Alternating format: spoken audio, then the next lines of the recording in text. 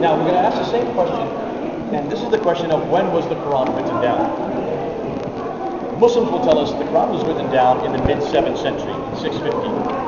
The reason they know that is they believe that Uthman was the caliph, the third caliph, who commissioned the Quran to be rewritten a second time. It was first written right after Muhammad died, around 632, 634, by Abu Bakr. A man named Zayd ibn Thabit was given the credit, was given the authority to do that. He was brought back again by Uthman, Zayd ibn Thabit, along with Alas, Zubair, and Hari, the four of them, to rewrite the Quran in 650, which means it's a very recent book. 650 is only 1400 years ago. That's very recent. There's no reason why there should be an original Quran, right? So we're asking Muslims, where is that original Quran? Because according to tradition, 4 copies were made. One was left in Medina, one was sent to Basra, one was sent to Baghdad, one was sent to Damascus. Where are those 4 copies? And then it says all the rest were burnt. So all the other manuscripts were burnt, proving that there were other manuscripts that didn't agree. As late as 650, that's another story. We want to know where those 4 earliest manuscripts are. Muslims will say that this is one of them right here. I wish I had a color copy because it's much better in color. This is what we call the Topkapi manuscript, which is there in the Topkapi Palace in Istanbul, in your country, Turkey. And that manuscript, according to Muslims, is one of the original Uthmanic recensions. They would say that this is from 650 AD. But when you look at it, you can see there's a problem. What is the problem? Look at the script. The script that is on it is not the right script. How do we know that? Well, we look at the coins. When you look at the coins, you will see that there's a sequence in how the script changes. And you can date the script by looking at the Ganesh reporter has put these coins here in sequence. And when you look at the top 2 up here, number 1 and 2, you look on page 15, you'll see those 2 pictured up there at the top. 1 and 2. These are a dinar, but these are a Byzantine dinar. A Byzantine emperor with 2 retainers on either side. On the back side of the coin is a Byzantine cross. Number 3 and 4 then are the Arab or the Muslim equivalent.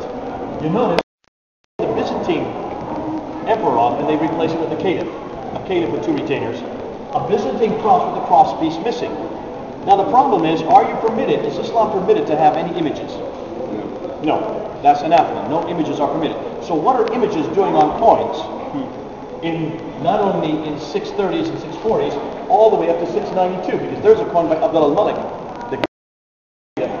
under the the Marwanid Caliphate, and there's an image of himself. Why is there an image as late as the late 7th century? So the problem with imagery did not exist in Islam until much later. That this was introduced at a much later date and redacted back to Muhammad. But certainly from what the coins are showing us, is that the images existed in Islam all the way up until Abd al-Malik, because that's an image that he has of himself. It was then at the time of Abd al-Malik that he then took the images off and replaced it with script. And these are the scripts you see here, 16 to 18. There you see on the bottom of your pages. That script that is introduced is what we call Hijazi script. Or you might say the script that was from the Hijaz area, which is the central part of Arabia. It's very distinct. It's perpendicular. It's not elongated, like you can see on the Topkapi manuscript. Can you see the elongation there between the majuscules? So when was that script introduced? Well, according to the coins down here, number 20 to 22, that was introduced in the mid-8th century with the Abbasids. The Abbasids then took over power. They eradicated the Umayyads, took the capital from Damascus and brought it down to what is today Baghdad. And they introduced their script at that time. They introduced it on their coins. They didn't have television, they didn't have radio, they didn't have newspapers, but they did have coins. And they would introduce their script, which is a much elongated script, and that, you see, is the same script that we find on the Samarkand and the Topkapi, what Muslims claim is their earliest manuscripts, proving that they cannot be early.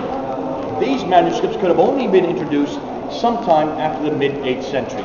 Why? The coins show that, the script shows that, the script evolved, was only introduced in 749, so these manuscripts could have only been introduced sometime after 749. Take a look at that script one more time.